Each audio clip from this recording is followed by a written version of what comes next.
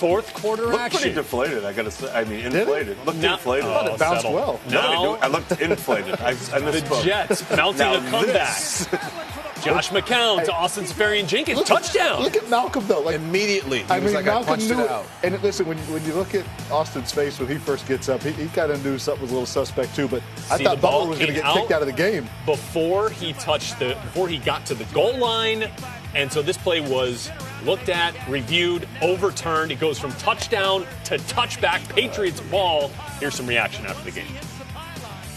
Well, they're saying he didn't have control of it going out of bounds, and if it hits the pylon going out of bounds, it's a touchback going the other way. Did you get a look at that caught it on? From my angle on replay, I didn't see it. I didn't see the ball fumbled, so I saw it bobble, and I saw him gain control of it, and then go from there. It is what it is. You know, it's frustrating because you fight back into a game like that, and to have it go that way on a call is frustrating.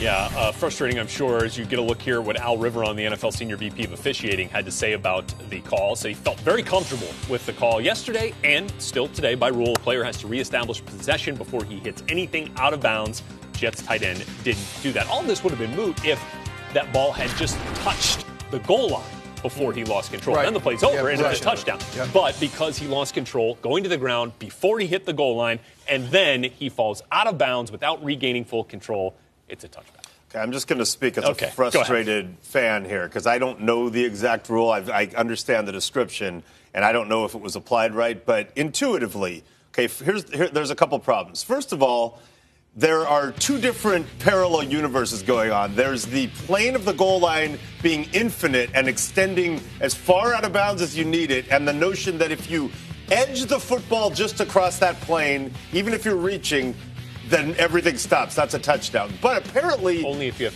full control of the ball. Right. Yeah. But apparently, if you don't have control for 1 millisecond, then what is out of bounds? Are they saying when he hits the pylon, that's out of bounds? Because he looks like he has control to me when he hits the pylon. Or are they saying he was out of bounds over the imaginary plane? Well, the first thing that touched was out of bounds, and at that point, he had full control. When in my opinion, when he touches the pylon, if they're saying that's when he, quote, went out of bounds, he's hitting the pylon, which is part of the plane of the goal line, and he has control.